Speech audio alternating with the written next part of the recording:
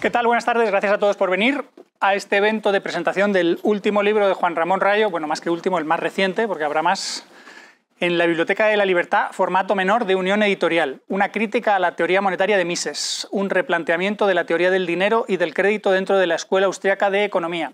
Evento organizado pues, por Unión Editorial, Students for Liberty, y también venimos gente del Instituto Juan de Mariana, y aquí estamos en la sede de la Universidad Francisco Marroquín. Muchas gracias a todos. Me acaba de decir Juan Ramón que no quiere hacerlo él en plan conferencia de hora y media, 2 horas y tal, porque esa ya la dio en el Instituto Juan de Mariana, entonces yo creo que el vídeo ya está disponible, ¿no, Pablo? El vídeo está disponible hace tiempo y ahí están, yo creo que casi todos los contenidos del libro. Ahora, si quieres, comentamos si has añadido algo o no. Entonces lo podemos hacer un poco tipo entrevista. Y para empezar, ¿por qué naranjas, Juan Ramón? ¿Por qué naranjas? Bueno, no, ¿por qué folios en todo caso? ¿Por qué folios? Pero si hay gente que dice que son iguales. Las naranjas me las interpusieron. ¿No puedes haber escrito esto en la piel de una naranja? Sí, efectivamente. Para añadirle valor. Aquí se ve que los folios requieren un proceso de transformación como el traslado de naranjas, ¿no? para llegar al bien final. Más bien, ¿por qué la gente no entiende la teoría subjetiva del valor? Sería la pregunta. Vale. Estamos en un momento muy duro con este libro. O sea, Mises se podía haber equivocado. A ver, yo creo que es bueno reconocer que todos los seres humanos se pueden equivocar. También. Todos. Yo también. No lo sé. A lo mejor tú no, pero bueno. Que todos los seres humanos se pueden equivocar. También aquellos que están en un altar, y Mises desde luego está en un altar intelectual dentro de una parte dentro de la tradición de pensamiento de la escuela austríaca. Y primero, que se pueda equivocar es humanizarlo, y segundo, también es positivo porque te permite mejorar lo que él dejó, o si no hay mucho que mejorar, pues derribar muchas de las cosas y construir sobre lo poco bueno que podía tener, ¿no? En el caso de Mises creo que sí que abre muchos caminos, sí que desbroza muchos caminos, pero es verdad que la teoría de Mises, la teoría monetaria de Mises, es una teoría que no es una teoría desarrollada a la luz del subjetivismo austríaco, como muchos piensan. Mises, como sabéis, es de la tercera generación de la escuela austríaca. Primero fue Karl Menger, luego von Baber, Kiewisser y después vino Mises. Y Mises es verdad que bebe de la tradición subjetivista de Menger y von Baber, pero la teoría monetaria la desarrolla importando ideas de la escuela clásica, especialmente de David Ricardo y de la escuela monetaria, y las mezcla con las ideas subjetivistas de la escuela austríaca. Por tanto, no es que Mises dijera, vamos a partir de los principios subjetivistas que acaba de desarrollar Menger y vamos a ver cuál es la evolución lógica dentro del pensamiento monetario de estos principios, sino que mezcló ideas presubjetivistas con ideas subjetivistas. Eso, en principio, no tiene por qué tener tampoco nada de malo. Yo mismo pues he aprendido mucho en teoría monetaria de ideas previas a la escuela austríaca. Pero claro, parece como que todo ataque a la teoría monetaria de Mises es un ataque a la esencia de la escuela austríaca. Y hay que decir que la teoría monetaria de Mises no deriva realmente de los principios fundamentales de la escuela austríaca, sino que son ideas previas a la escuela austríaca y mezcladas con la escuela austríaca. Y en este caso, diría yo, ideas erróneas, de base muy errónea en temas de teoría monetaria. Mises insiste mucho en hablar de praxeología, ¿no? En una lógica de la acción humana intencional y de que el método debe ser a priorístico deductivo o apodíctico deductivo, partiendo del axioma que se supone indudable, tautológico de la acción humana, podemos deducir esencialmente todo, los contenidos de la economía, al menos a nivel teórico, con quizá alguna hipótesis auxiliar. ¿Es esto lo que hace él en su libro, en Teoría del Dinero y el Crédito, o no? Sí, esencialmente intenta hacer eso. Es decir, la verdad es que no he reflexionado, en el libro no lo hago, sobre todas las hipótesis auxiliares que él va incorporando sobre la marcha en el libro. Probablemente, si nos vamos fijando, incorpora más de una. Y de hecho, muy probablemente, esto es en cierto modo casi inevitable, lo que hace es racionalizar intuiciones inductivas que él ha tenido.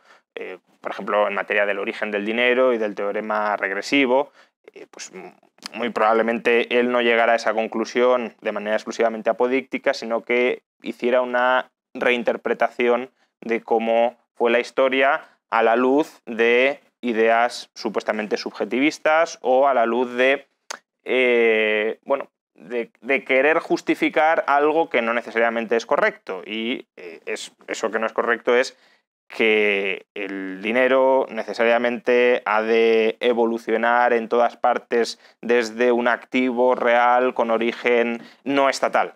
Que en la mayoría de los casos será así, pero no tendría por qué ser siempre así. De hecho, la moneda fiat actual, bueno, cabe perfectamente calificarla como un activo financiero, como un pasivo del gobierno, y desde luego no evoluciona como cree Mises porque se haya roto el vínculo de la moneda fiat con el activo real en la que era convertible antes, ¿no? Las monedas fiat actuales eran convertibles en oro, pues sí, es verdad que históricamente hubo un momento en el que se rompió esa convertibilidad, pero el valor que tiene hoy no deriva o no está conectado al hecho de que previamente estuviera conectada con el oro. De hecho, cuando se rompe la conexión con el oro, se produce un cataclismo monetario que hace que el dólar, la moneda fiat, pierda enormemente valor y solo recupera después de un periodo, si lo queréis, de mucha dureza monetaria. Es decir, tuvo que venir Paul Volcker, que murió de hecho hace unas semanas, y meter un régimen monetario muy agresivo de subidas de tipos de interés masivas para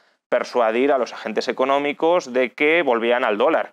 Ahí, que el dólar hubiese estado históricamente conectado con el oro o no, tenía poca importancia. La única importancia que podría haber tenido que estuviera conectado con el oro es si hubiese alguna expectativa razonable de que ese dólar en el futuro fuese a volverse convertible de nuevo con el oro. Ahí sí. Pero si estaba claro que no se iba a volver al patrón oro, o al menos la probabilidad de que se volviera era bajísima, creo que hay que explicar el valor y la evolución del valor de la moneda fiat con criterios distintos a la conexión histórica que pudo tener con el oro. Y es que ¿cabe la posibilidad de crear monedas fiat ex novo sin estar conectadas con el oro?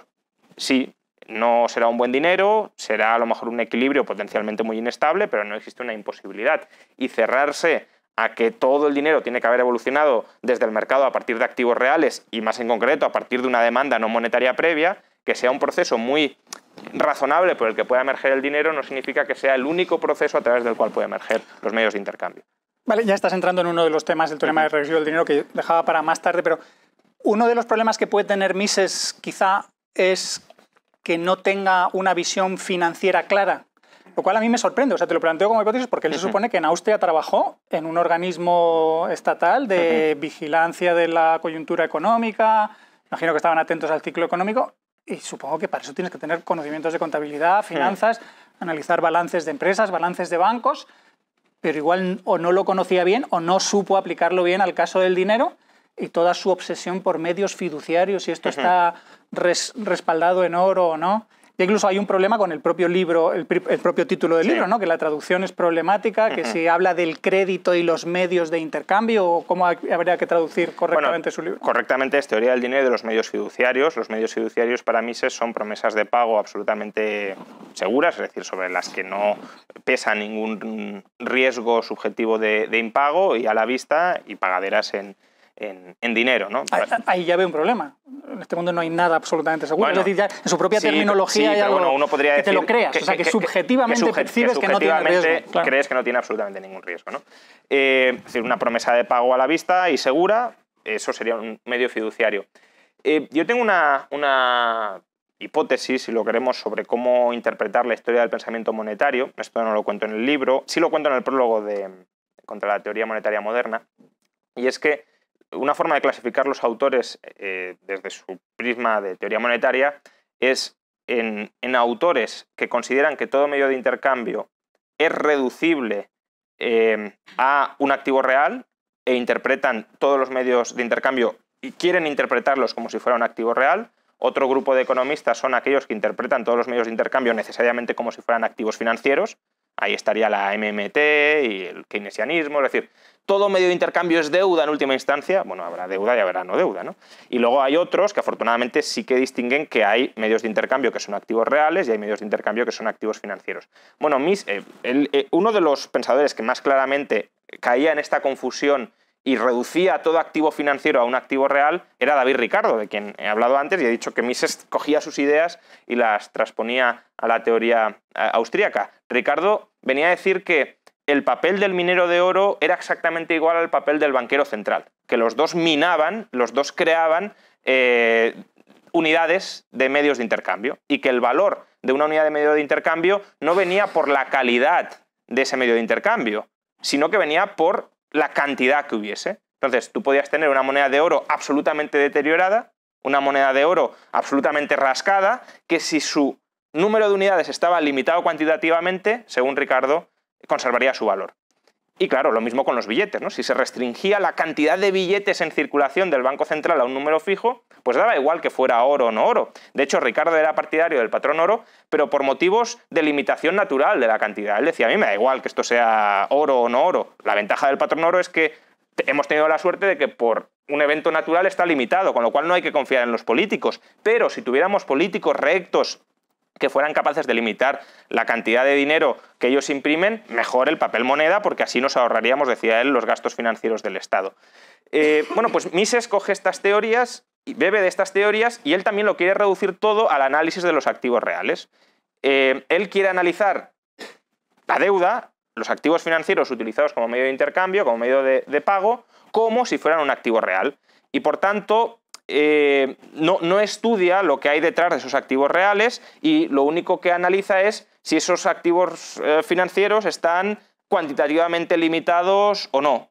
Y claro, si tú creas más activos financieros, medios fiduciarios, que el oro que existe en circulación, pues bueno, lo analiza exactamente como un incremento de la cantidad de oro. A todos los efectos es como si hubieses aumentado la oferta de oro, pero evidentemente no es lo mismo un aumento de la deuda, por muy segura que sea y muy a la vista que sea, pagadera en oro, que un aumento del oro. En esencia, porque la deuda, aunque sea muy segura, en algún momento puede volverse insegura, puede deteriorar su calidad, se puede utilizar o surge de la concesión de crédito. Ese crédito contra el que surge la deuda puede utilizarse para financiar operaciones que en el tiempo no sean sostenibles y por tanto a corto plazo te puede parecer que esa deuda sí es segura y que no tiene ningún problema, pero en su mismo origen está generando los problemas, y eso son características que la creación o la minería de oro no tiene. Tendrá otras características, otros problemas, pero que son distintos de los anteriores.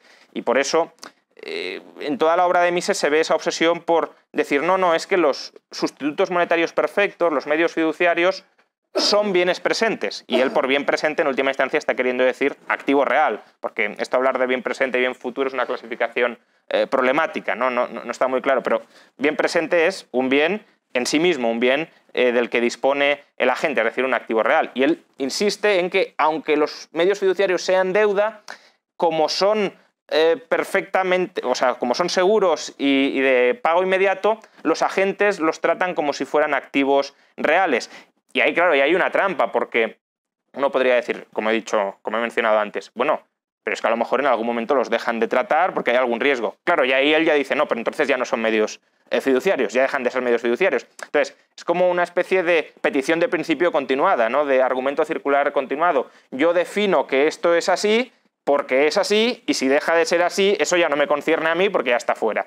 Entonces, es limitar mucho el análisis y las consecuencias que tiene pues, los procesos de monetización y desmonetización de tipos distintos de crédito, que es en última instancia el análisis de la liquidez, es decir, el análisis de qué créditos monetizas para emitir medios fiduciarios, el análisis de la liquidez que Mises no hace y que creo que enriquecería tanto la escuela austríaca o la teoría monetaria de la escuela austríaca. Esto que cuentas es que me sirve como ejemplo para un problema que yo veo en la escuela austríaca. Mucha gente que yo digo que es praxeóloga ingenua, que cree que la lógica es el principio y el fin de todo, y que si lo sabes categorizar y dar definiciones perfectas y sabes si una cosa es A o no A, sí o no, blanco o negro, todo es perfecto. Y dices, si no ves los matices vas a tener problemas. Si no ves que los medios fiduciarios son fiduciarios en distinto grado y que la percepción del riesgo no es 0 o 1. Creo que no va a haber ningún riesgo, pero por si acaso estoy atento, o creo que va a haber cierto riesgo y entonces voy a ver al banco que me devuelva mi oro, o voy a ver a cuánto cotiza este billete y no pasa de cotizar a 100 a cotizar a 0, sino cotizará a 99, 98, 97, según el riesgo vaya siendo percibido. Es decir, que en Mises falta esa graduación y ese proceso de... Exacto, el medio fiduciario no deja de ser medio fiduciario, sino que es un poco menos medio. Bueno, es un sustituto ya no perfecto del dinero, pero claro, es un sustituto imperfecto del dinero, cotiza con descuento frente al dinero, y él ese análisis ya no lo efectúa. Es decir, él, cuando analiza, por ejemplo, la influencia, que es el tercer capítulo de las dos partes del libro, ¿no? Cuando analiza la influencia de los medios fiduciarios sobre el valor del dinero, él primero hace un análisis absolutamente cuantitativista. Como un medio fiduciario es como una onza de oro, pues más medios fiduciarios es más oferta de oro, y la influencia que habría tenido un aumento de la oferta de oro es el que tiene un aumento de los medios fiduciarios.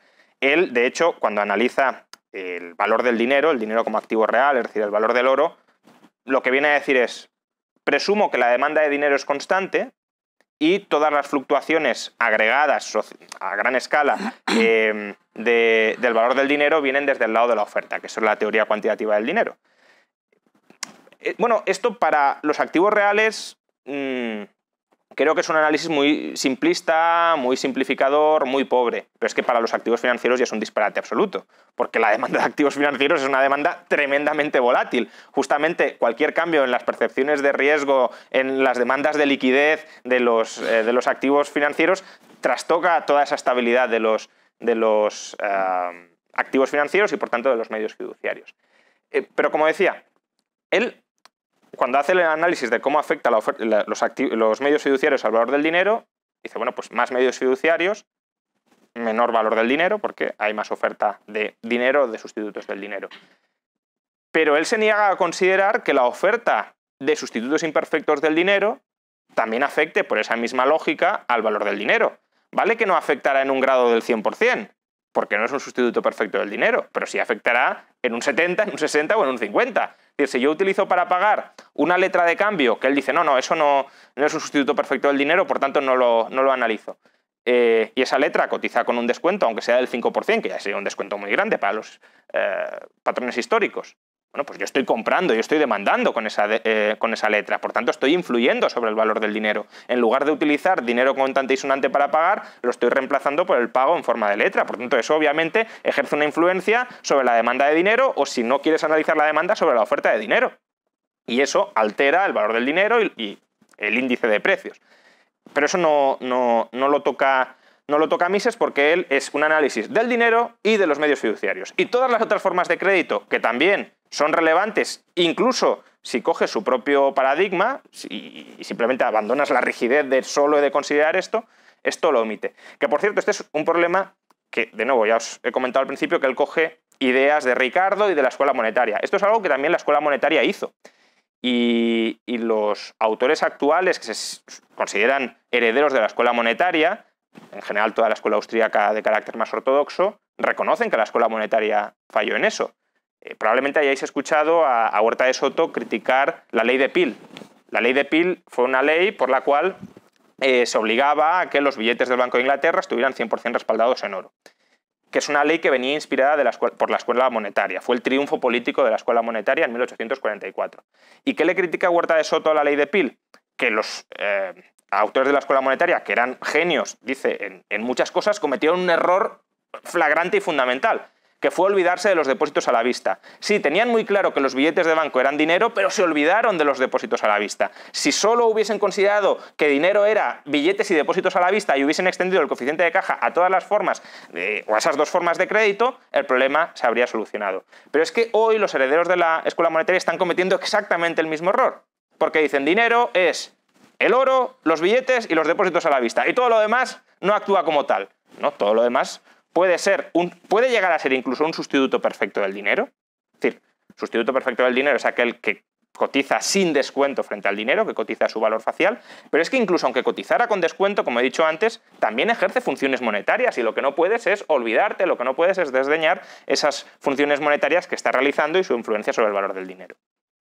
Has mencionado la escuela monetaria, o sea, uno de los debates de historia del pensamiento económico más interesantes es toda la pelea que tenían la escuela monetaria, la escuela bancaria y lo que ahora diríamos neobancarios o escuela de banca libre. Todos, como Mises tiene mucho nombre, ¿no? Es como el capo de la escuela austriaca, pues todos tratan de decir, no, Mises era escuela bancaria, está clarísimo, no, Mises era escuela monetaria, no, Mises era free banking, no, Mises era pro 100%. ¿Qué era Mises? ¿Está claro? ¿Era un botiburillo de cosas? A ver, él era clarísimamente heredero de la escuela monetaria. Ahora bien, aquí había una contradicción, y es una contradicción que también siguen teniendo hoy los herederos de la escuela monetaria. La escuela monetaria era tremendamente intervencionista. La escuela monetaria lo que quería hacer y lo que hizo fue prohibir toda la banca libre en Inglaterra, porque claro, si tú eres, y Ricardo también quería esto y también lo propuso, por cierto, si tú realmente crees que todo el problema monetario viene de que puede haber aumentos de la oferta monetaria descontrolados, claro, si tú tienes 20.000 bancos privados, cada uno de ellos emitiendo dinero, eso es un caos. Con lo cual, ¿qué quería Ricardo y qué querían sus herederos de la escuela monetaria? Oye, vamos a centralizar toda la emisión de billetes en un organismo, el Banco de Inglaterra, y ese organismo lo podemos controlar muy directamente, lo podemos supervisar, lo podemos vigilar. Este organismo sí que no se nos escapa a nuestro control. Entonces, claro, la escuela monetaria quería un banco central muy fuerte y prohibir, como prohibió, las emisiones de billetes en todos los bancos privados que había en Inglaterra. Es decir, cargarse la banca libre.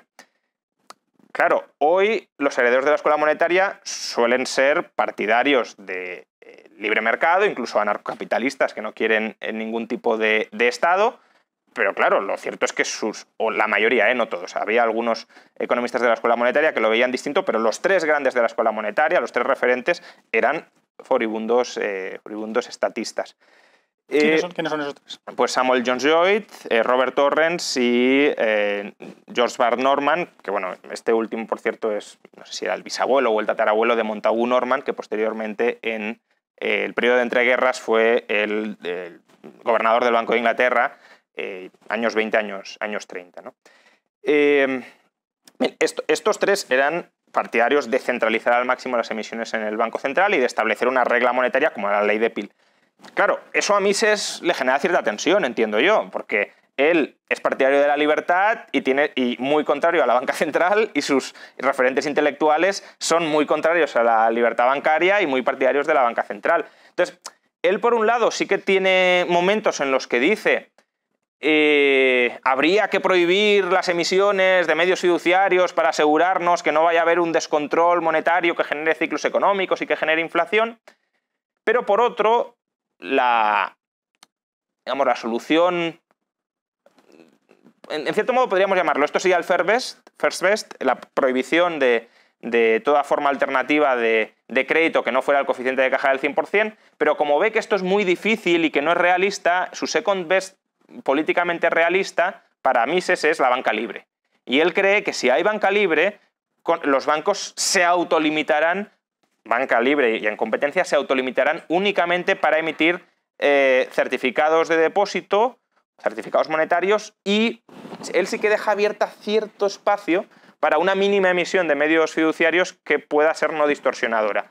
Y cree que como mucho se emitiría esto y que funcionaría. Pero él ve la libertad bancaria como instrumental para conseguir la limitación cuantitativa de los medios fiduciarios que ambiciona. No porque crea que el entorno óptimo sea la libertad bancaria, sino porque cree que la libertad bancaria es el mejor medio para conseguir ese objetivo.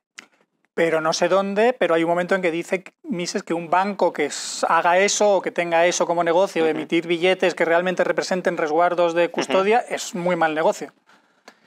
Es un negocio hasta absurdo, porque les vas a tener que cobrar por ello y no vas a hacer las otras funciones típicas de la banca. No recuerdo esa cita, pero vamos, él únicamente admite una cierta emisión de medios fiduciarios para compensaciones mutuas internas de cada banco.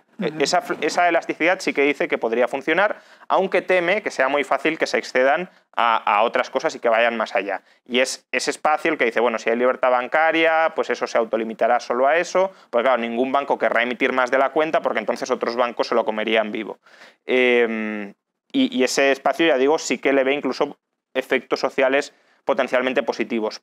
Pero como también ve que eso puede ser devastador, a su juicio, claro, si se abusa de ello, prefiere limitarlo únicamente a, si se pudiera, a certificados monetarios. ¿Podría decirse que hay alguna conexión entre Mises y los actuales pensadores que defienden dineros centralizados emitidos por el Banco Central, sean digitales o no, y la prohibición de la banca privada de producir sustitutos monetarios? O sea, todo lo que está diciendo gente de que solo la gente debería tener una cuenta en el Banco Central, la cantidad de dinero debería estar fijada o crecer a un ritmo pues, técnico suficiente para estabilidad, quizá incrementar el empleo, reducir el desempleo, la conexión es la escuela. Pero que los bancos privados no puedan emitir su propia deuda de tal manera que esa deuda se use como dinero y de tal manera que con lo que nosotros hablamos que es con el descalce de plazos y riesgos que hacen creen todos los ciclos económicos. Bueno, la conexión es claramente la escuela monetaria. Es que la escuela monetaria, cuando llega al siglo XX, se diversifica, digámoslo así. Pasa del oro al billete del Banco Central. Luego. Es que se rompen dos ramas. Una sería la rama austríaca y otra sería la escuela de Chicago, que muchos austríacos odian la escuela de Chicago, pero en temas monetarios son muy coincidentes. Es decir, Milton Friedman en los años 50 era defensor del coeficiente de caja del 100%, y lo que quería era prohibir a los bancos emitir su propia deuda. ¿Por qué? Porque decía, es que esto ya viene de la escuela monetaria. Sí, pero de un 100% no sobre oro, de un 100% sobre billete, ahora, digamos, o reservas en el Banco Ahora, Central. Milton Friedman decía, el oro es muy caro. Qué chorrada esto del oro. Creemos un banco central que emita una cantidad anual de billetes, cerremos el Banco Central con llave y echemos la llave al mar para que ningún político pueda entrar, ¿no? Una emisión previsible y a una tasa continua de billetes, que eso sería la base monetaria, y luego esa base monetaria, vale, puede llegar a los bancos y los bancos pueden emitir depósitos, pero con el 100% de coeficiente de caja. También era, por cierto, el plan o las ideas de Irving Fisher, y de nuevo, Irving Fisher también bebe en estos temas de la escuela monetaria. Por tanto, es que la escuela monetaria ha sido muy influyente, muy dañinamente influyente, diría yo, y creo que es bueno tomar conciencia de esto a la hora de saber de dónde vienen algunas ideas de la escuela austríaca que se presentan como consustanciales a la escuela austríaca y no lo son. Por eso a mí, y de hecho el libro está dedicado a él, me gusta mucho el trabajo del profesor Antal Fekete. Más allá de pues la claridad expositiva que haya podido tener o no, que en muchas ocasiones no lo ha sido, la empresa que acomete Fekete creo que es una empresa muy importante, y él dice, vamos a pararnos un momento y vamos a repensar la teoría monetaria austríaca desde donde Menger la dejó, y vamos a ver qué tiene sentido y qué no tiene sentido al margen de lo que Mises dijo o dejó de decir dentro de una tradición verdaderamente subjetivista sobre el dinero, y dentro de una tradición donde además se conecta el subjetivismo, el valor subjetivo, con la liquidez. Liquidez entendida como utilidad marginal que decrece muy lentamente. Y todo el desarrollo que hace es un desarrollo que él cree, no lo sé, pero que él cree que Menger hubiese podido efectuar de haber tenido más tiempo. Es decir, intenta ser como el neomengeriano del siglo XX o siglo incluso XXI, ¿no? Porque aún vive, en materia de teoría monetaria. Que luego se podrá equivocar o no, claro, y podrá tener cosas discutibles o no, pero que no parte de Mises como parten de Mises todos los otros austríacos. Y partir de Mises es problemático, por lo que ya he dicho, porque Mises coge ideas del siglo XIX que no fueron las que ganaron la batalla intelectual en el siglo XIX, ganaron la batalla política, pero no la intelectual, y Mises se puede equivocar. Entonces, claro, si tú partes de los errores previos, pues construyes siempre sobre errores previos. Y esto, por cierto, es algo común no solo a los partidarios del 100%. Los defensores de la banca libre modernos, que también parten escrupulosamente sobre Mises, por ejemplo, Larry White, o en menor medida, porque se ha hecho muy heterodoxo en muchos asuntos, pero también George Selgin, también tienen vicios comunes que han heredado clarísimamente de Mises y se niegan a considerar determinados aspectos que serían cruciales o que enriquecerían mucho su teoría simplemente porque tienen la ceguera de las taras heredadas de de haber estudiado teoría monetaria con Mises y no haber cuestionado ciertos puntos clave de su teoría. Vamos a defender un poco, yo quiero defender un poco a Mises para entenderlo. Yo suelo decir que para entender a una persona, a un intelectual, tienes que entender contra quién escribe. Entonces, cuando Mises habla del teorema regresivo del dinero, una forma de defenderlo es contra quién está escribiendo, contra los chartalistas, contra toda la gente que dice que el dinero debe ser creado por el Estado. Es decir, que el dinero es una institución legal, que el poder político decide esto es dinero y esto lo vais a usar. Y se crea así, porque si no, no habría manera de poner a la gente de acuerdo o esta gente ni siquiera se plantea pues eso, la evolución, la competencia por la liquidez y las ganancias de liquidez de distintos bienes conforme se van usando con dinero. Luego Mises hace el esfuerzo de decir, os voy a explicar cómo el dinero puede surgir mediante un proceso histórico de bienes que se venden con más facilidad, con menos pérdidas, que la gente se los va encontrando más frecuentemente. Eso por un lado, esa idea sería más mengeriana. Y por otra, si yo hoy utilizo dinero en plan praxeología, ¿por qué lo utilizo hoy? Porque lo utilicé ayer. ¿Y por qué lo utilicé ayer? Porque también lo utilicé anteayer. Y además lo utilizo hoy porque mañana sé que lo voy a seguir utilizando, por eso lo doy, por eso lo acepto y porque sé que los demás hacen exactamente lo mismo. Y el problema es que yo creo, no sé hasta qué punto el propio Mises lo interpreta así, pero es una interpretación que la hemos hablado tú y yo, dice, y el dinero se tiene que producir así.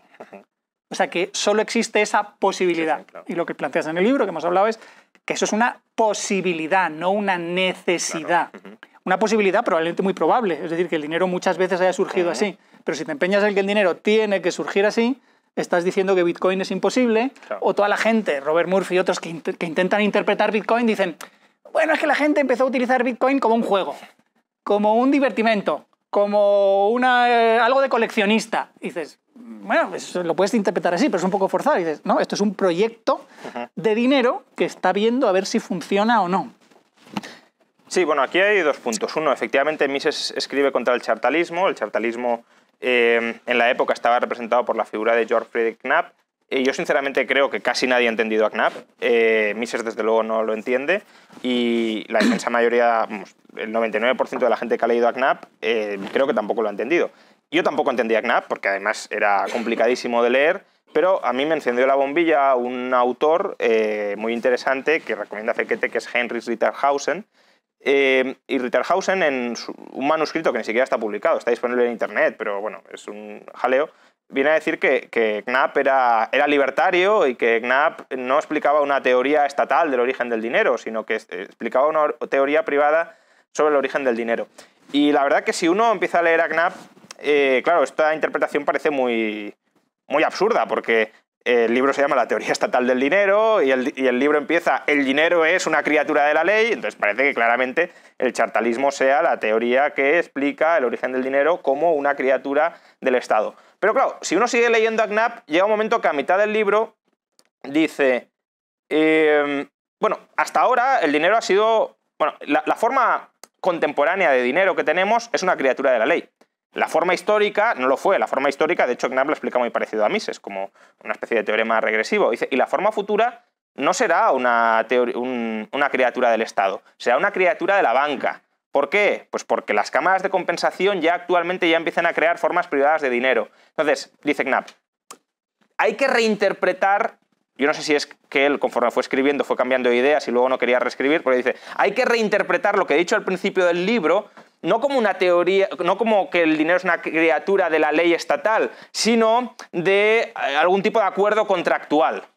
Y caben perfectamente dineros privados. Por tanto, no es que Knapp crea que el dinero necesariamente ha de surgir del Estado, sino que también puede surgir de formas privadas. De hecho, voy a publicar un paper en agosto en el Review of Political Economy con esta tesis, que no se la ha leído a nadie, y de hecho los referís me pusieron a parir por la tesis, pero afortunadamente el revisor dijo, creo que tienes razón, y aunque te hayan criticado, te lo voy a publicar. Bueno, entonces creo que Mises no entiende a Knapp, aunque esto es discutible, claro, porque la mía es una posición muy minoritaria frente a... Pero eso te voy a decir, casi todo el mundo asocia a Knapp a chartalismo. Totalmente. Y el chartalismo a creación estatal coactiva, claro. De yo me lo he inventado. Pero es que, a ver, y no hay otra manera. El libro de Knapp es dificilísimo de leer porque se inventa una nomenclatura que o te empapas de la nomenclatura o no entiendes nada. Entonces, Y aparte hay momentos en los que Knapp tampoco se explicaba muy bien. Entonces, claro, yo creo que mucha gente no pasa de las primeras páginas. En las primeras páginas y en el título está muy claro que el dinero es una criatura de la ley y con eso se ha quedado. Y además, pues a muchos les interesa vender esa idea y toda la MMT, por ejemplo, dice yo vengo de Knapp, etc. Pues no, sí, no vienes de ahí. Vale, eso por un lado. Por otro, Mises claramente dice que el dinero solo puede surgir según él explica en el teorema regresivo del dinero, que no es que sea una posibilidad o incluso una probabilidad, que yo coincido que es una probabilidad. George Selgin, por ejemplo, hizo un experimento en economía con agentes que no tenían que intercambiar y que no tenían dinero. Y él lo que comprobó es que naturalmente tendía a emerger el dinero. Y lo que comprobó es que si había algún bien que tenía características dinerables, el dinero surgía muy rápido. Es decir, las expectativas de los agentes sobre qué iba a ser el medio general de intercambio convergían muy rápidamente en esa figura. Y si no había ningún bien que tuviese características dinerables, es decir, que todos los bienes fueran más o menos iguales y no se pudiesen discriminar, terminaba surgiendo el dinero, pero mucho más tarde. Por tanto, sí tiene sentido que el teorema regresivo, reinterpretado de alguna manera, porque es que Mises también es una teoría sobre la transmisión de valor a lo largo del tiempo, que eso ya es más discutible. Es decir, como transmisión de la cualidad de bien, si lo queremos, puede tener cierto sentido. Transmisión de valor, que el valor del dinero de hoy depende del valor del dinero de ayer y no de mi expectativa del valor del dinero futuro, que a lo mejor puede tener una base o un pie en el valor del dinero de hoy, pero que desde luego puede ser una expectativa radicalmente distinta. Pues en ese caso sí podría tener cierto sentido para explicar cómo ciertas formas de dinero emergieron históricamente, pero desde luego no como una necesidad y desde luego no como el principio del que partir para explicar las formas dinerarias actuales. Bitcoin, como has dicho, no se podría entender dentro del teorema regresivo del dinero, salvo que empecemos a decir, no, es que Bitcoin tenía una utilidad no monetaria de almacenar datos y era como una notaría y la gente lo usaba para eso. No, claramente la gente que empezó a demandar Bitcoin no lo demandaba para eso, lo demandaba porque esperaba que fuera dinero. Y tú puedes demandar Bitcoin esperando que sea dinero y te la puedes pegar, pero puedes especular con que será dinero y si mucha gente termina especulando en la misma dirección y hay un proceso de convergencia de esas expectativas y Bitcoin se va reforzando como activo monetario y cada vez más gente cree que lo va a ser, pues puede ser una profecía autocumplida que devenga en dinero. Y en un buen dinero además, porque no es solo que arbitrariamente ha habido una convergencia de expectativas en Bitcoin, sino que Bitcoin tiene otras muchas propiedades que si, digamos, monetizan ese activo intangible, lo harían un buen dinero. O sea, que no es un proceso puramente arbitrario de vamos a monetizar esta botella de agua, sino que se monetiza un activo que está diseñado para ser un buen dinero. Pero que aún así podría fallar, claro, porque del mismo modo que convergen, podrían divergir y ser un desastre, una huida. Y eso con el teorema regresivo no se puede explicar. Yo creo que eso, lo que le falta a Mises, a mi juicio, es la aproximación financiera. O sea, no tan estrictamente monetaria y ver dinero y todos los demás bienes, sino que necesitas ver dinero, todos los demás bienes y todos los activos financieros. Y como intermediarios financieros, ¿qué están haciendo los bancos? Es decir, no solo qué están haciendo las empresas que están invirtiendo demasiado o demasiado mal porque los tipos de interés son muy bajos, porque hay manipulación monetaria y crediticia, sino qué les está pasando a los bancos como intermediarios de todo eso. Entonces, Bitcoin se entiende mejor si lo interpretas como que ahora es un activo más financiero en el que la gente, muchos de ellos están especulando, están pensando que se van a hacer muy ricos si Bitcoin se populariza aún más, hay más demanda de Bitcoin, y ese tránsito financiero puede acabar al final convirtiéndose en un activo ya más puramente monetario. O sea, bueno, yo prefiero llamar a Bitcoin activo real porque... Sí, pero financiero, ahí me estoy refiriendo a que la gente lo está invirtiendo en él. Sí. O sea, vamos, es obvio que no es ni una acción ni una deuda. La diferencia entre activo real y activo financiero, por explicitarla, el activo real es aquel activo que no es el pasivo de nadie más. El activo financiero es aquel que es el pasivo de otro agente. Por tanto, el activo financiero tienes un compromiso o una obligación de pago hacia el propietario de ese activo financiero. En cierto modo, podríamos decir que los activos reales, eso para los juristas son derechos reales, derechos erga omnes, y los activos financieros son obligaciones personales, derechos contra una persona que es el deudor. Bien, por tanto, para que haya acreedor tiene que haber deudor y obviamente tú puedes endosar ese derecho contra otra persona, pero sigue siendo un derecho contra otra persona y de hecho si se rompe esa relación o desaparece la figura del deudor, etcétera, pues ese derecho personal ya no vale nada.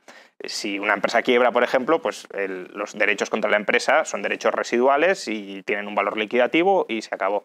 En el caso de un activo real, no. Tenemos un derecho de propiedad y ese derecho es frente a todos, no solo frente a una parte concreta. Aunque desaparezca una persona, yo sigo siendo propietario y este sigue siendo mío. Entonces, Bitcoin, ¿su valor depende de que alguien desarrolle algún tipo de prestación de vida? Claramente no. No hay ningún tipo de obligación en Bitcoin. En esto se parece al oro. El oro no se acepta porque haya una obligación de aceptarlo, sino porque interesa aceptarlo. Bitcoin se acepta también porque interesa aceptarlo y de hecho se verifican las transacciones si hay confianza entre todos ellos y todos dan su aceptación de que se ha producido esa transacción. Entonces sí, yo claramente coincido en que a Mises le falta la visión financiera, como decía antes, no querer reducirlo todo a que todos son activos reales, a que todo se tiene que analizar como si fueran activos reales, y también creo que esa visión financiera es muy necesaria para reinterpretar la teoría austríaca del ciclo económico, porque, claro, Mises, ¿cómo explica el ciclo económico? Para quienes hayáis estudiado algo de historia del pensamiento económico, lo explica como un efecto Cantillon. El efecto Cantillon Richard Cantillon para muchos es el padre o para algunos es el padre de la economía, antes de Adam Smith. Rothbard, por ejemplo, desprecia injustamente, a mi juicio, a Smith y ensalza a Cantillon.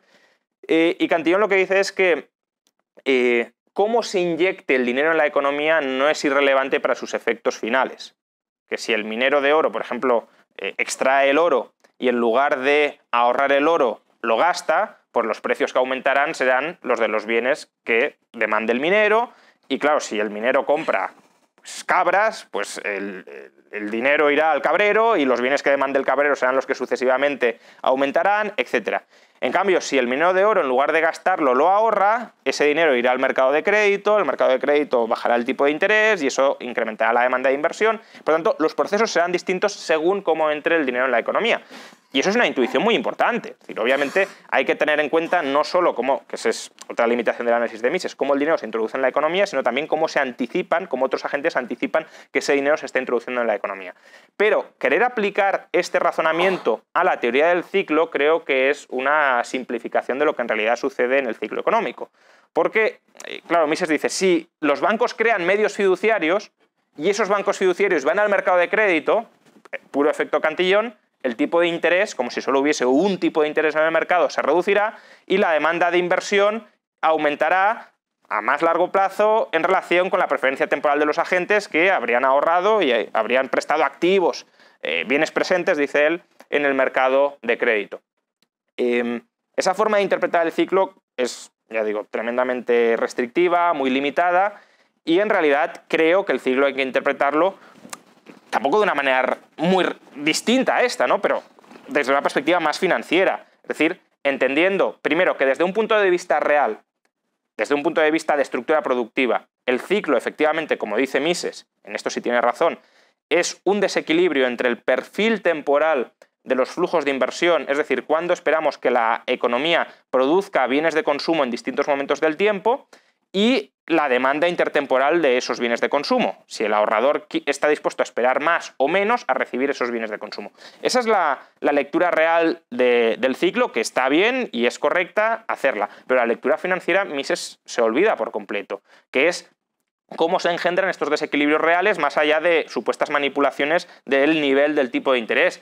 Y ese desequilibrio real entre perfil de la inversión y perfil del ahorro, perfil intertemporal de la inversión y perfil intertemporal del ahorro, se debe justamente a la pérdida de liquidez de los agentes económicos a la hora de configurar su estructura financiera. Es decir, me endeudo a corto plazo e invierto a largo plazo, me comprometo a devolver el dinero que debo en el corto plazo, pero los compromisos, los derechos de recobro que tengo son compromisos a largo plazo. Evidentemente te están financiando a corto, pero tú estás dando financiación a largo, y eso es lo que genera justamente el desequilibrio real. Estás financiando inversiones a largo plazo con ahorro que, al menos nominalmente, es ahorro a corto plazo. A lo mejor luego te dan refinanciaciones, pero de entrada el ahorrador quiere tener el derecho de cobrar y tú no estás manteniendo tu capacidad para repagar en ese corto plazo. Y lo mismo con el riesgo, es decir, estás recibiendo ahorro de gente que quiere inversiones de bajo riesgo y tú, para maximizar tu ganancia, estás inmovilizando ese ahorro, esa capacidad de financiación en proyectos de muy alto riesgo. Que a lo mejor luego no pasa nada, porque claro, un proyecto arriesgado es un proyecto que puede salir mal con una alta probabilidad, pero que también puede salir bien con una baja probabilidad.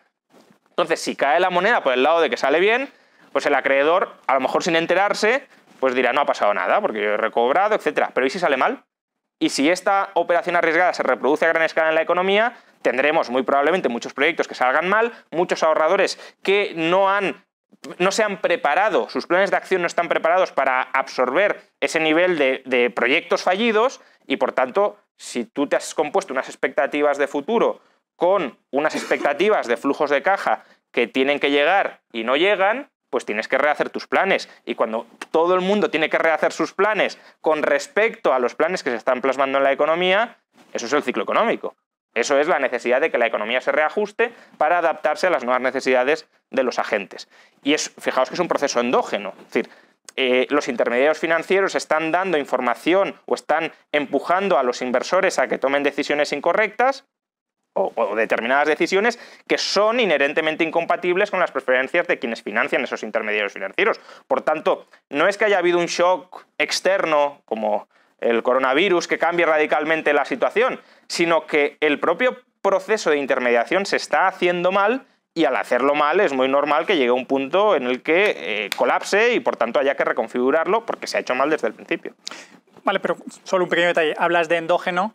¿Estás teniendo en cuenta que el Banco Central participa en todo esto o consideras que el Banco Central es exógeno al sistema? Es decir, sería muy raro que todos los bancos hicieran eso, operar con fondos de maniobra negativos, todos sistemáticamente, todo el rato, sin tener un apoyo detrás de alguien que les está refinanciando, que les está prometiendo que les rescate. O sea, simplemente que aclaremos qué queremos decir con endógeno versus exógeno. Sí, son dos puntos, ¿no? Yo sí creo que podría haber, en determinados contextos, crisis que procedieran del propio mercado, incluso en ausencia del Banco Central. Es verdad que se me hace complicado pensar que estas crisis, la fase expansiva del ciclo y de deterioro de la liquidez pudiesen ser muy duraderas y muy extendidas en el tiempo, pero en principio no lo descarto como posibilidad. Ahora, también es cierto que el propio proceso de me he equivocado, caigo y me levanto, también genera un cierto aprendizaje que muy probablemente en el futuro evite que esto se repita, ¿no?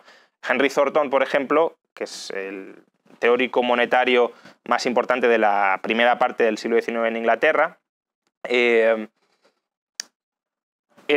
era muy escéptico con respecto a la banca privada, porque lo que veía es que los bancos privados en Inglaterra eran efectivamente un caos y que estaban siempre generando problemas y que estaban todos medio quebrados.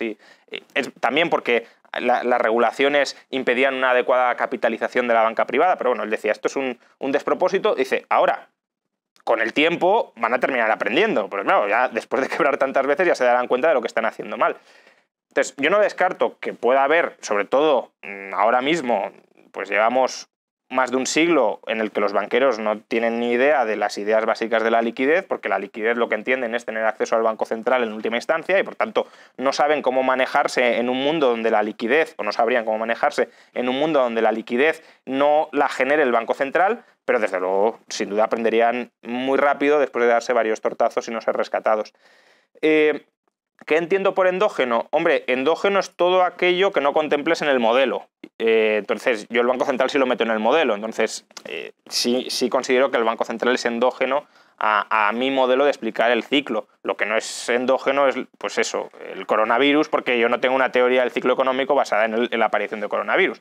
Eso sería la teoría de los ciclos reales, pero que aún así los ciclos reales es una teoría que no se moja en identificar qué factores son los que generan los shocks, por tanto también los considera exógenos. Dice, bueno, hay shocks de productividad positivos o de productividad negativos, pues el coronavirus es un shock de productividad negativo y genera una crisis, que eso es cierto, claro, obviamente como esto se extienda mucho, pues habrá un cataclismo económico, pero no es un cataclismo que haya sido generado por la propia dinámica del sistema económico o del sistema monetario que tú estás explicando, claro.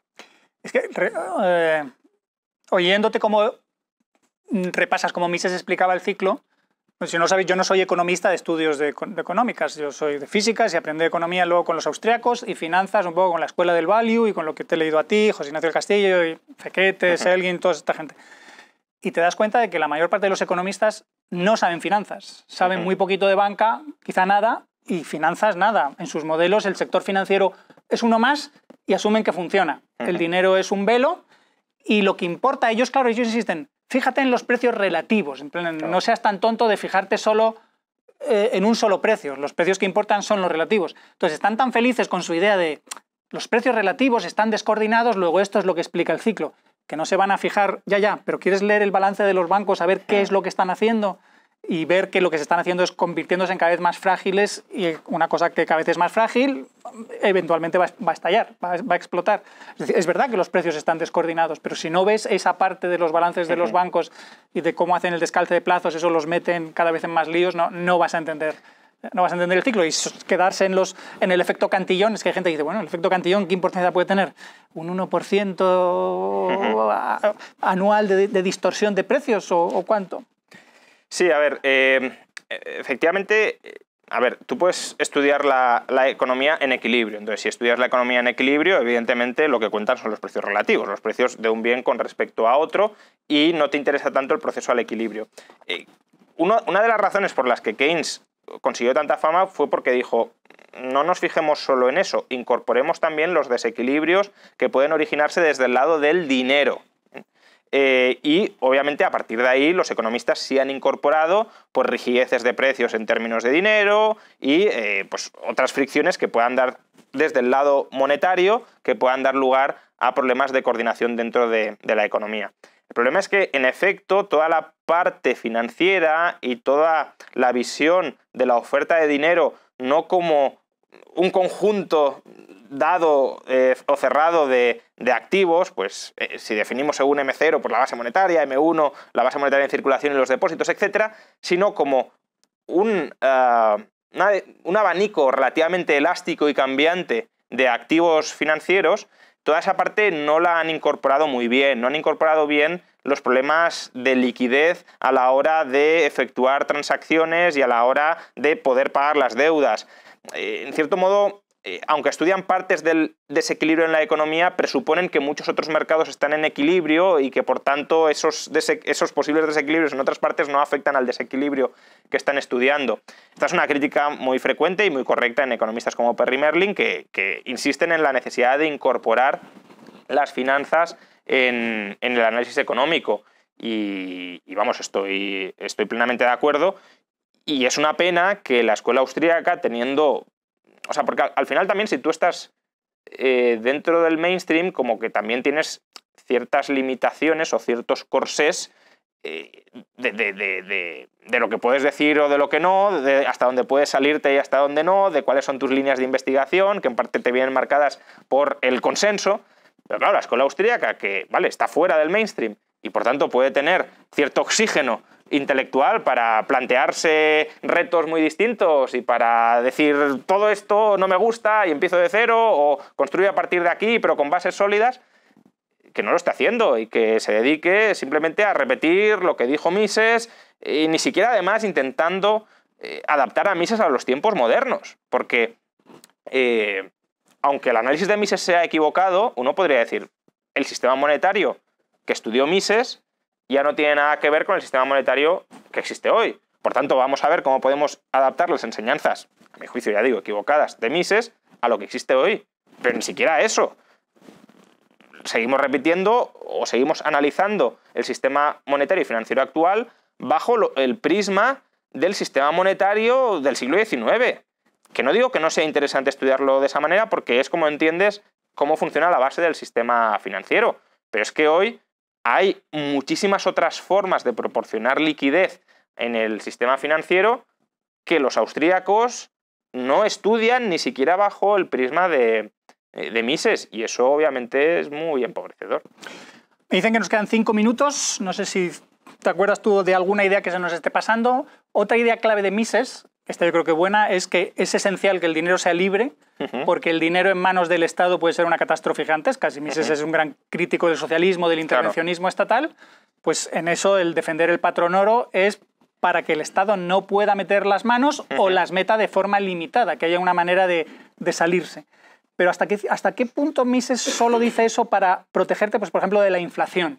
y poder escapar a dinero y que el Estado no te erosione tu poder adquisitivo, y quizá no se da tanto cuenta que la posibilidad de salirte no solo es del control del Estado, sino también del control de todo el sistema financiero y de tener un dinero que mantenga su valor aun cuando todo el castillo de naipes financiero se venga abajo. O sea, que la función del dinero no solo es preservar valor, sino en el mundo actual en el que hay tantos sustitutos monetarios y tanta pirámide de liquidez, ser la disciplina de todo el resto del sistema. Y que si ese dinero base falla, el sistema financiero se viene abajo. Pero esa es la base financiera que Mises no estudia, ¿no?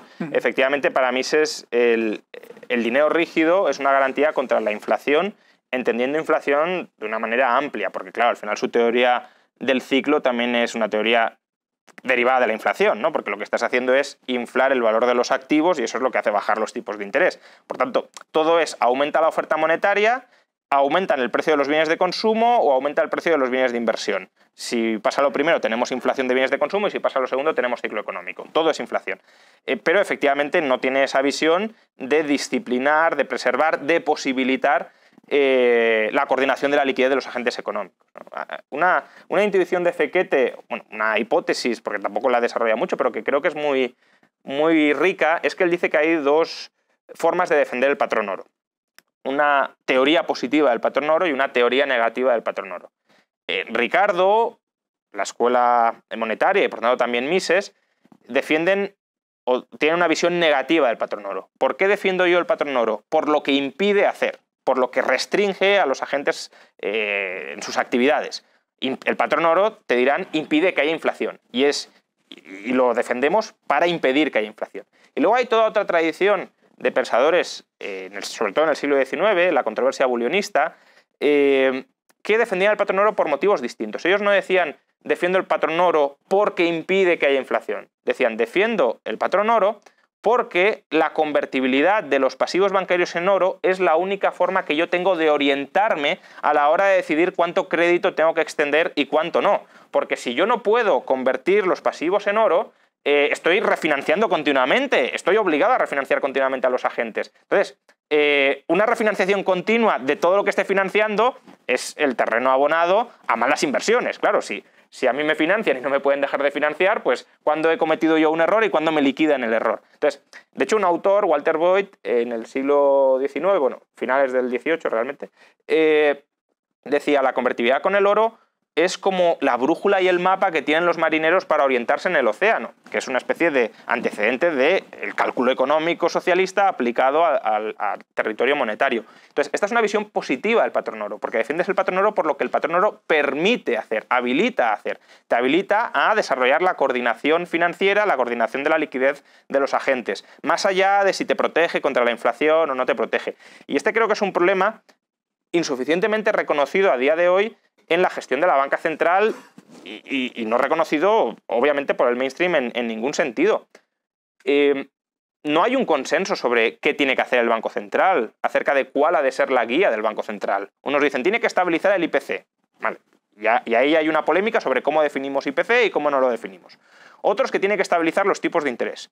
Otros que tiene que estabilizar determinados agregados monetarios. ¿Y qué agregados monetarios? M2, M3, M1... Otros que tiene que impedir que la tasa de paro baje del 6%. Otros que tiene que garantizar la estabilidad financiera. Entonces, tienes un montón de reglas monetarias, incluso otros que ninguna, que arbitrariedad del Banco Central. Tienes un montón de reglas monetarias y no hay un consenso sobre cuál es la mejor. Y es que en realidad, si lo pensáis un poco, un banco central en realidad es un banco. Es un banco de bancos, pero es un banco. Entonces, imaginad que el Santander o el BBVA dijeran, yo voy a dar más o menos crédito en función del IPC. Pues todos a vender las acciones, claro. O voy a dar más o menos crédito en función de cuál sea la tasa de paro. Y si la tasa de paro es muy alta, voy a dar más crédito. Voy a dar más o menos crédito en función de un agregado monetario de la economía europea.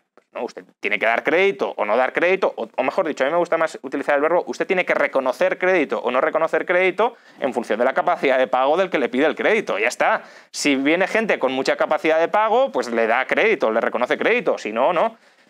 Pero claro, esto tiene sentido que los bancos y el Banco Central lo hagan si tienen un mecanismo de disciplina por el lado de la financiación. O sea, un intermediario financiero es financiado para financiar. Entonces, si a ti te pueden quitar la financiación, tiene sentido que tú, cuando te quiten la financiación, también restringas tu crédito. Si a ti no te pueden quitar la financiación, pues puedes dar todo el crédito que quieras y más. Pero claro, hoy al Banco Central no se le puede quitar la financiación, porque los pasivos del Banco Central son inconvertibles. Tú puedes, es verdad, endosar esos pasivos a otros con descuento, pero aquel al que se lo endoses se subroga en la posición del financiador. Por tanto, no se le puede cerrar el grifo al Banco Central. El Banco Central, si está dispuesto a aceptar, obviamente, la hiperinflación, que muchos no es que no estén dispuestos, es que ni siquiera pueden aceptarlo estatutariamente, pero si estuviera dispuesto podría dar todo el crédito nominal, otra cosa es el real, pero todo el crédito nominal que quisiera. Esto es básicamente lo que dice la MMT, si la quitamos de toda la floritura. Y el problema es obviamente que no distinguen crédito nominal de crédito real. Pero entonces, si no puedes interrumpir la provisión de crédito del Banco Central, ¿cómo el Banco Central sabe si está dando más crédito del que debe o menos crédito del que debe? En el siglo XIX lo sabía muy rápido. Si el Banco Central veía que estaba perdiendo oro y que perdía su capacidad para repagar sus promesas de pago en oro, decía, ya tengo que parar de dar crédito para reponer mi liquidez. Si veía que el oro se le estaba acumulando en sus cofres, decía, bueno, yo puedo dar más crédito porque tengo aquí una liquidez enorme para dar más crédito. Entonces, la fluctuación del stock de oro era la regla monetaria que seguía el Banco Central y que razonablemente seguía. ¿Por qué? Porque sus billetes eran promesas de pago en oro y, por tanto, su objetivo era preservar la convertibilidad de sus billetes en oro. Rota esa regla, pues ya... ¿A qué se va a dedicar el Banco Central? Pues a estabilizador macroeconómico. ¿Y qué es estabilizar la macroeconomía? Pues bueno, cada grupo de presión tiene sus intereses, obviamente. Los acreedores, que no haya inflación, los desempleados, que no haya desempleo, los bancos, que no haya inestabilidad financiera, los inversores, que la bolsa no baje de precio. Bueno, pues cada uno ejerce su presión en lo que quiere, ¿no?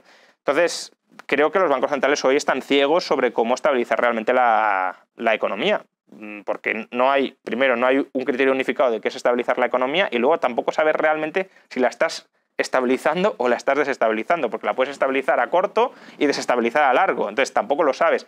Se ha perdido la guía y en esto sí que estoy de acuerdo con, por ejemplo, Huerta de Soto, cuando dice que hay un cierto problema o sea, no es un problema radical, porque obviamente hay mejor y peor banca central, pero que sí que existe un cierto problema de imposibilidad del cálculo económico en la banca central tal como está configurada hoy en día. Acabamos entonces con dos cosas muy modernas, ya por ponernos un poco sofisticados. Ha habido un jaleo hace poco con el mercado de repos, que los precios, los tipos de interés de los repos de repente no es que subieran un 10%, me parece que se multiplicaron por 2 o 3. Bueno, se fueron al 10%, pero claro, o al 10-11%, pero partían de niveles por eso, a una barbaridad. Entonces alguien te podría retar, un banco central podría utilizar esas señales del mercado de repos para decir, uy, estamos frenando, estamos haciendo el tapering demasiado deprisa, vamos a reducir nuestro balance, pero más despacio. Y otro comentario que tiene que ver un poco con esto, en Twitter Josh Elgin está debatiendo con gente puristas de la escuela austriaca, que los de la escuela austriaca les siguen diciendo tipos de interés muy bajos, son germen, o sea, son origen del ciclo económico, y entonces Elgin les está diciendo, llevamos 12 años de esto, llevamos 12 años con tipos de interés al 1, al 0 o negativos. ¿Va a pasar algo ya o tenemos que seguir esperando? ¿Cómo ves esto? Sí, hombre, la última crítica que hace Selgin está bien traída, aunque es verdad que seguimos sin discriminar a qué tipos de interés nos tenemos que referir y a cuáles no. Precisamente si abrimos un poco el abanico, el espectro de tipos de interés, pues uno sí puede estudiar cuáles son las interrelaciones entre los distintos tipos de interés, y probablemente sea más interesante estudiar esas interrelaciones, estudiar los spreads entre tipos de interés, que no el nivel de la curva de tipos de interés, porque efectivamente el nivel... Bueno, es que incluso la escuela austríaca no tiene por qué tener una respuesta a esto, porque la teoría del ciclo de la escuela austríaca es: si el tipo de interés de mercado está por debajo del tipo de interés natural, habrá un proceso de malas inversiones. Ya, pero si ha bajado el tipo de interés natural, a lo mejor el tipo está bajo porque la demanda de crédito es baja, porque la oferta de ahorro es muy alta, ¿no? En cambio, si combinamos el análisis de la curva de rendimientos, de si los spreads se estrechan o no se estrechan, con la evolución del balance de la banca, creo que no hay que mirar solo la curva, sino también cuál es la posición real de liquidez del sistema financiero, y vemos que la curva, por ejemplo, se está estrechando, se está aplanando o incluso se está invirtiendo, y eso va de la mano de un deterioro de la liquidez de los agentes económicos muy grande, pues blanco y en botella. Es verdad que también hace falta un tercer análisis, a mi juicio, que es el análisis de los desequilibrios en la economía real, porque no es imposible que tengas desequilibrios puramente financieros que no se hayan traducido en desequilibrios reales. Tú puedes tener inversiones a corto plazo o a medio plazo mal financiadas a muy corto plazo. Entonces podrías tener un problema de liquidez financiero que no sea un problema de liquidez real. Entonces hay que combinar los tres análisis, pero sí que coincido que solo mirar los tipos de interés bajos como criterio de si estamos deteriorando la liquidez o no es reduccionista. Y luego sobre el mercado de repos, efectivamente, uno podría decir la misión del Banco Central es estabilizar los tipos de interés, que eso es lo que se está intentando hacer con el mercado de repos con más o menos fortuna. Pero ¿realmente es estabilizar los tipos de interés? Cualquier tipo de interés, porque al final todos son tipos de interés. El mercado bursátil también tiene un tipo de interés implícito. ¿Tiene que estabilizar el Banco Central la rentabilidad implícita de las acciones? ¿Tiene que evitar que las acciones se desplomen? ¿Tiene que evitar que haya una crisis de liquidez en el mercado de repos? Bueno, pues a lo mejor tendrá que evitarlo. Desde un punto de vista de la teoría de la liquidez diríamos, si hay buenos activos descontables, claro que tiene que evitarlo. Si puede evitar una crisis de liquidez sin deteriorar su propia liquidez, adelante, claro que lo tiene que evitar. Pero como hoy esta guía no la tenemos, porque el Banco Central no es ni líquido ni ilíquido porque no tiene que hacer frente a ningún pago, pues claro, el Banco Central puede comerse toda la basura habida y por haber, no deteriorar su liquidez entendida como capacidad de pago y decir, no, si yo he estabilizado los tipos de interés. Ya, pero si estabilizas siempre todo tipo de interés, si estabilizas siempre todo rendimiento, lo que haces es consolidar la zombificación de la economía. Lo que haces es refinanciar todas las inversiones que se han hecho, sean buenas o sean malas. Y claro, el capitalismo no es solo invierto y nunca doy marcha atrás, sino invierto, o me he equivocado, pues tengo que rectificar. Y esa rectificación es lo que te da o te la da la restricción financiera. Oiga, usted ha perdido dinero durante mucho tiempo, le dejo de financiar, o sea, cierre o reestructúrese. Pero claro, si el sector privado, a lo mejor con mal juicio, no lo sé, pero si el sector privado dice te dejo de financiar y dice el Banco Central no pasa nada, te financio yo, pues claro, esto no termina nunca y no se corrigen los errores, hay caídas de la productividad de la economía, decimos, oh, un gran estancamiento, etcétera, ya. Y no te has planteado que parte de ese gran estancamiento puede tener otras causas, pero parte puede ser que han empezado a proliferar malas inversiones porque no has dejado que se liquiden esas malas inversiones. Claro, siempre refinanciar y estabilizar todo tipo de interés es la receta para impedir esa liquidación. O sea que todos estos últimos años, más que generación de una nueva burbuja, sería una especie de contención de la anterior. Es decir, negarse a que se liquiden los errores anteriores. En parte sí. Pero también creo que... Es decir, en el mercado hipotecario ya no hay tanta burbuja, o si la hay es inapreciable, y se habla de burbujas quizá en bonos soberanos. Sí, lo que pasa es que las burbujas de bonos soberanos es distinto porque el Estado realmente no coordina ahorro e inversión de ningún tipo. El Estado arrambla con los impuestos y si tiene capacidad de pago, paga, y eso sí es ahorro forzoso puro y duro. Yo quiero financiar este proyecto, aunque tú no quieras, lo financias porque te obligo a financiarlo. O sea, en los últimos años claramente ha habido una mejora de la liquidez agregada de la economía, los agentes se han recapitalizado y se han saneado. El Banco Central ahí creo que no ha tenido un papel muy esencial, porque el papel esencial ha sido el del desapalancamiento. Es verdad que el quantitative easing, pues el quantitative easing al final ha sido realmente como una especie de línea de crédito muy grande a los bancos. Les ha dicho, oye, si necesitáis liquidez, aquí tenéis toda la liquidez que necesitéis. Pero no la uséis. Pero no la voy a pagar un interés para que las mantengas. Claro, pero yo voy a intentar controlar el grado de esa línea de crédito que estás utilizando para que esto no se vaya demasiado de madre. ¿Qué pasa? Que sí que los bancos a última hora ya se han terminado, el sistema financiero en su conjunto, no solo la banca formal, sino la banca en la sombra, se han terminado acostumbrando a unos niveles de provisión de liquidez que el Banco Central ya dice, oye, vamos a ver si lo limitamos un poco porque esto puede generar problemas en el largo plazo, y a poco que se han restringido la provisión de liquidez con el tapering, pues se han empezado a disparar las necesidades de liquidez y los tipos de interés en el mercado de repos. Yo creo que esa primera parte todavía era una parte de crisis puramente financiera, es decir, de tensión de liquidez, incluso a lo mejor inducida por el Banco Central por deshacerlo, como decías, demasiado rápido. Pero sí que es verdad que empezamos a ver ya determinados indicadores de posible sobrecalentamiento de la economía, es decir, que los salarios del personal no cualificado en Estados Unidos estén creciendo a tasas del 6% interanual, y que la tasa de paro obviamente esté en mínimos históricos, sí que muestra un mercado que ya está sobrecalentado. Entonces, si combinas tensión de liquidez con ciertas tensiones en la economía real, También es verdad que espoleada por la rebaja de impuestos, que es una política típicamente keynesiana en este caso, pues bueno, sí que podrías tener ahí un cierto recalentamiento que si se evita que se pinche, pues será peor más tarde. Pues muy bien, Juan Ramón. Bueno, espero que lo hayáis entendido todo. Y si no lo hayáis entendido todo, os ponéis a estudiar. ¿Vale? ¿Qué plan tenéis? ¿Qué queréis? ¿Preguntas del público o simplemente, pues...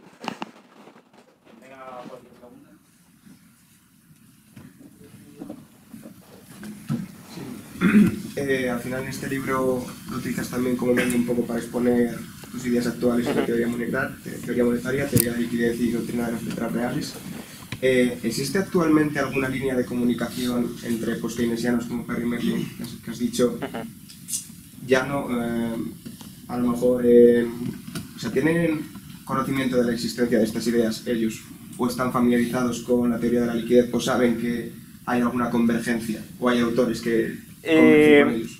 Yo creo que ellos han estudiado lo que podríamos llamar la línea de la liquidez americana, ¿no?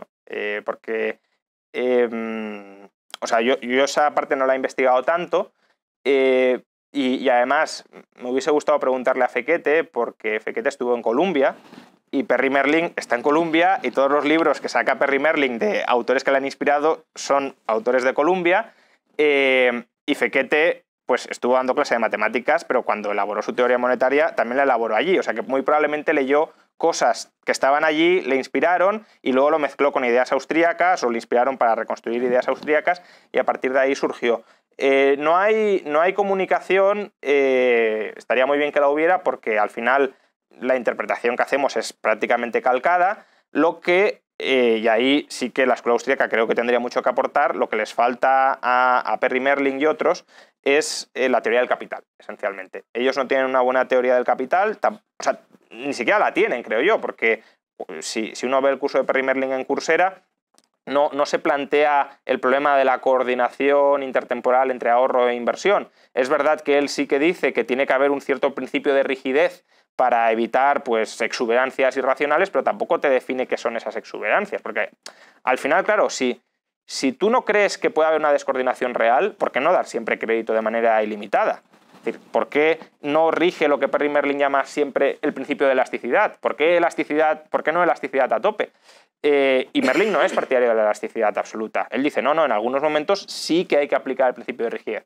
¿Pero en qué momentos? ¿En qué condiciones? Y ahí es donde encajaría la teoría austríaca del capital y las distorsiones a esa estructura de capital que se pueden producir desde el lado monetario o financiero. Vamos, a mí Perry Merlin me gusta mucho y de hecho he aprendido mucho con él, sobre todo en la forma de analizar los nuevos modelos de financiación que existen, que es, o sea, todo esto, incluso en el libro yo analizo la banca tradicional, ¿no?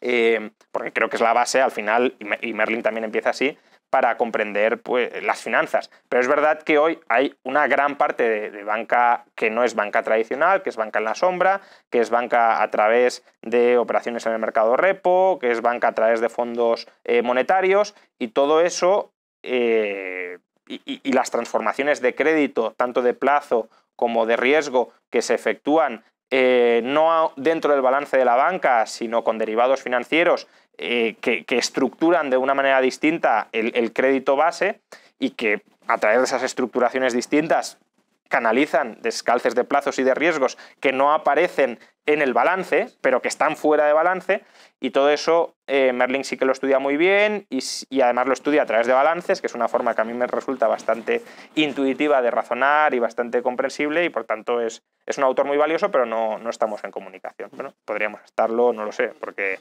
al final... El curso de Merlin es el ejemplo perfecto para estudiar, al mismo tiempo que estudias economía, estudiar banca y finanzas y aprender a interpretar los balances. ¿En este libro metes muchos balances? No me acuerdo. ¿Metes más en el de la MMT? No, aquí también hay. Aquí también hay. Vale.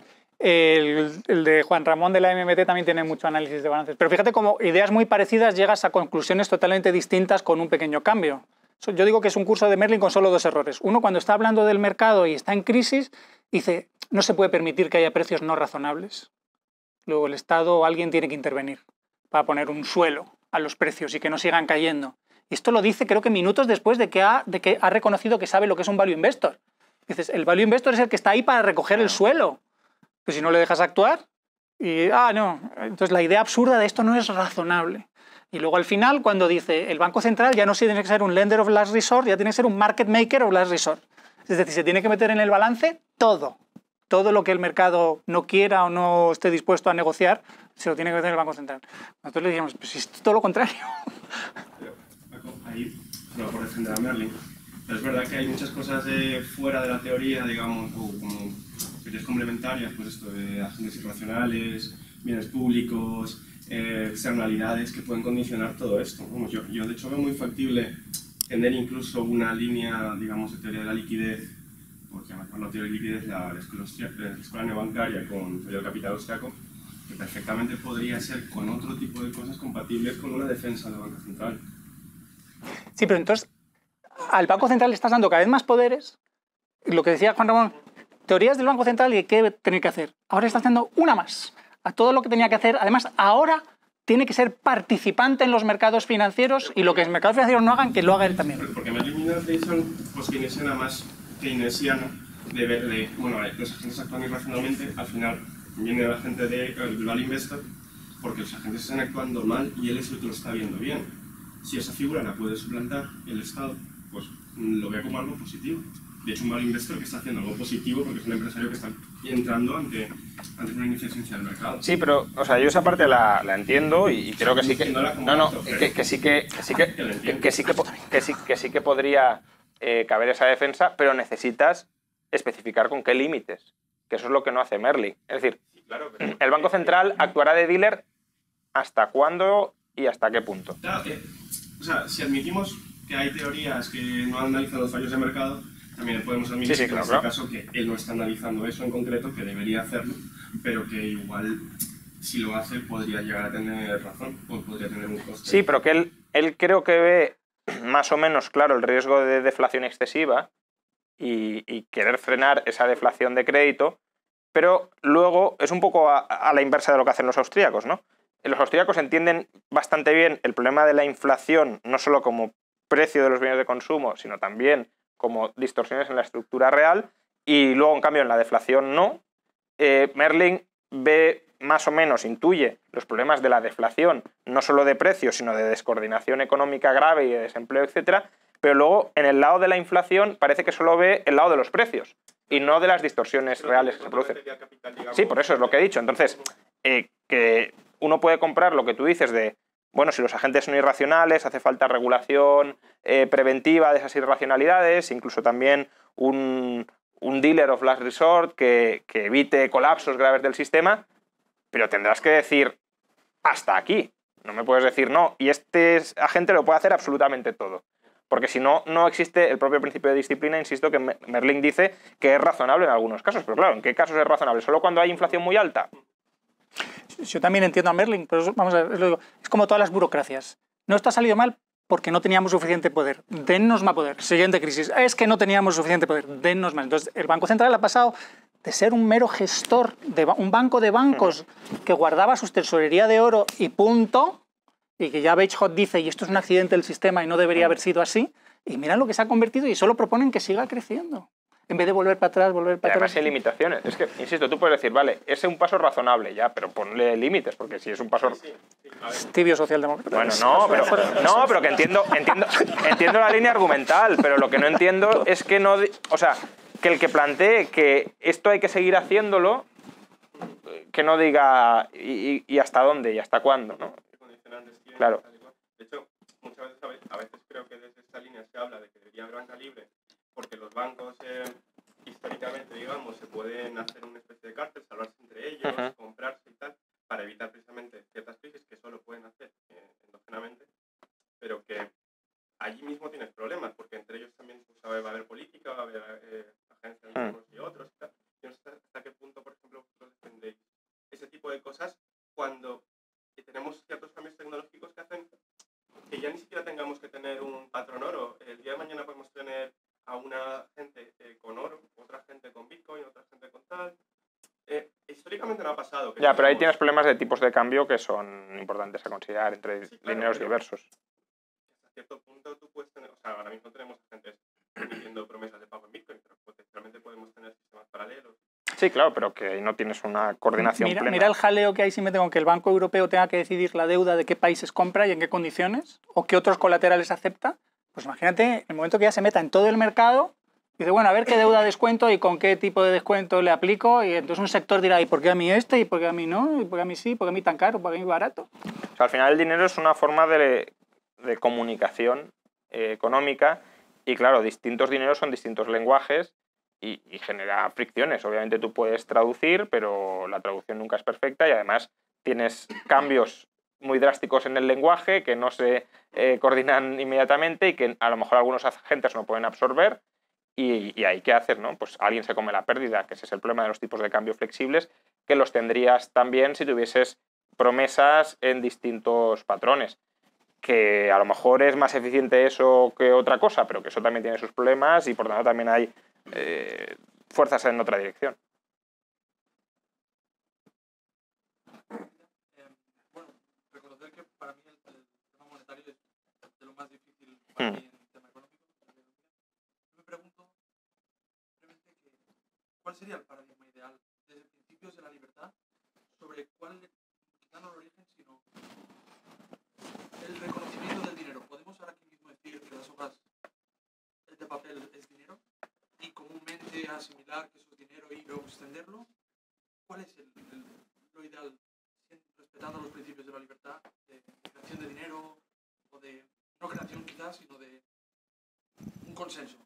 Claro, es que tú estás exponiendo una teoría de la visión del origen del dinero basada en el consenso, que han sostenido muchos autores.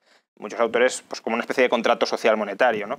Pero eso al final sí es algún tipo de deuda, porque todos aquí, ¿no? Si decimos esto es dinero, todos nos comprometemos a aceptar esto como si fuera dinero, es decir, todos nos obligamos a aceptar esto como si fuera dinero. Esa es una posibilidad que tiene sentido pues, para explicar, por ejemplo, el origen del dinero bancario y demás.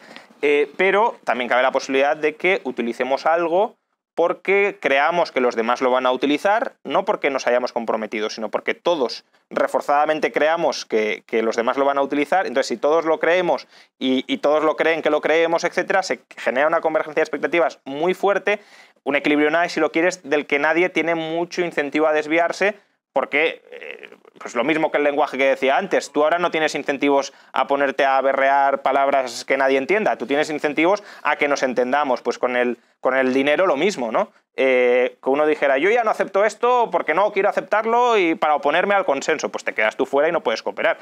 Entonces, esa es una visión del dinero como evolución espontánea que surge por el interés de los agentes a coordinarse. Y evidentemente no surge sobre cualquier cosa, sino sobre bienes que tienen ciertas propiedades para que surja. Los dos, un tipo de dinero, creo que, o sea, este último creo que explica el origen del dinero como activo real. El consenso, si lo quieres, las relaciones contractuales explicarían más bien el origen del dinero o de los medios de intercambio como activo financiero. ¿Qué es más compatible con los principios de la libertad? Pues libertad en ambos casos, es decir, libertad de selección de activos reales, si tú te quieres sumar a esa institución te sumas o no, y luego libertad para establecer contratos también en activos financieros que nos obligamos a aceptar mutuamente o no. Un consejo creo que es importante, no le tengáis miedo al dinero y a la banca y a las finanzas. Yo siempre digo que hace 12 años no tenía ni puñetera idea de banca, yo no sabía nada de contabilidad. El día que me di cuenta que no sabía nada de contabilidad dije, qué vergüenza, ¿cómo voy a pretender yo entender los ciclos económicos si no sé nada de contabilidad? Y me he ido dando cuenta de que la mayor parte de la gente no entiende el dinero, cree que es algo horrible porque se lo han explicado muy mal. Y le han metido alguna falacia entre medias y entonces ya se hace un lío, le chocan cosas. Si te lo explican bien desde ideas muy sencillitas, yo hablo de invariante de valor, las funciones, que el valor sea estable, que cumpla sus funciones, por qué el oro, la plata, por qué luego también los billetes de banco, por qué los depósitos, y vas avanzando, no tiene grandes misterios. Tendrá detalles técnicos como saber qué es un repo y qué ha pasado en el mercado de repos, y qué es lo del, ¿cómo se llama?, el quantitative easing y todas esas cosas, eso ya son detalles de saber.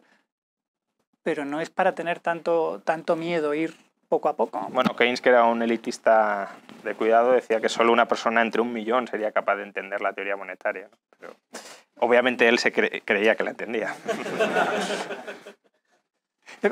El curso de Merlin, para la parte... ¿Él, perdona? Es que no... Entre crédito circulatorio y crédito de mercancía. Sí, ese es un error. Bueno, en verdad no es de Mises, sino que lo coge de otros economistas alemanes, pero sí, es un error en el que, por cierto, también cae George Selgin, por ejemplo, lo sigue utilizando hoy, y vamos, como que hay crédito que supone la renuncia a bienes presentes y hay crédito que no supone la renuncia a bienes presentes. No es verdad.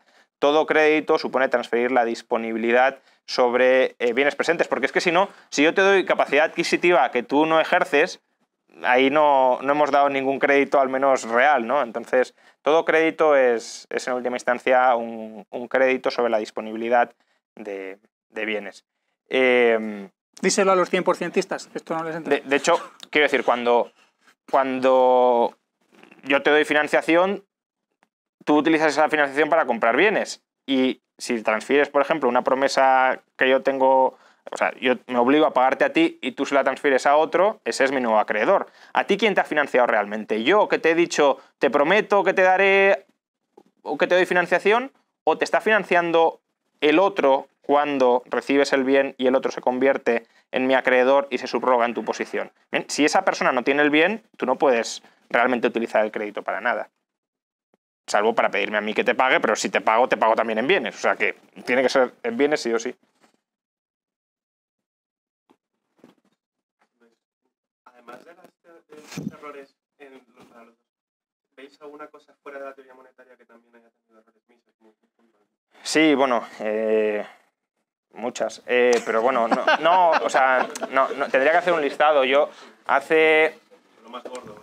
no me acuerdo ya, pero vamos, hace un par de años di justamente aquí en La Marroquín un seminario donde íbamos leyendo la acción humana y yo les iba haciendo preguntas y bueno, ahí vas viendo muchos errores, no solo metodológicos, que eso es más discutible, sino errores de concepción económica pura y dura. No sé, habría que ir repasando capítulo a capítulo, pero es que en cada capítulo salían muchos. Es decir, yo incluso en capítulos cortos, pues 15 o 20 preguntas para que reflexionaran, y además las que me gustaban a mí no es reflexión y ya está, sino reflexión y luego crítica. Pero claro, todos salían a defender a Mises y yo decía, bueno, ya, ¿y qué pasa aquí, no? Y de esas había bastantes. Yo creo que Mises es un pensador peligroso. Yo entendí mejor a Mises cuando estaba oyendo en audiolibro la biografía suya de Guido Hülsmann.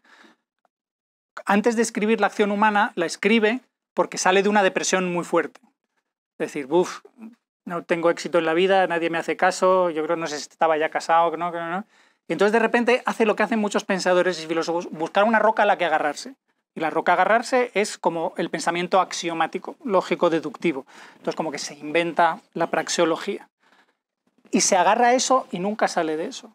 Entonces eso es como una mentalidad de solo quiero decir cosas que sean como absolutamente ciertas y nunca lanzar hipótesis. Y esto podría ser, y esto no podría ser, pros de esto, contras de esto. Si lees a Mises nunca es así. Es deducción, deducción, deducción, más esta hipótesis, deducción, deducción, deducción. Entonces ahí nunca vas a conocer toda la realidad y cuando te equivoques te vas a equivocar, pero bien.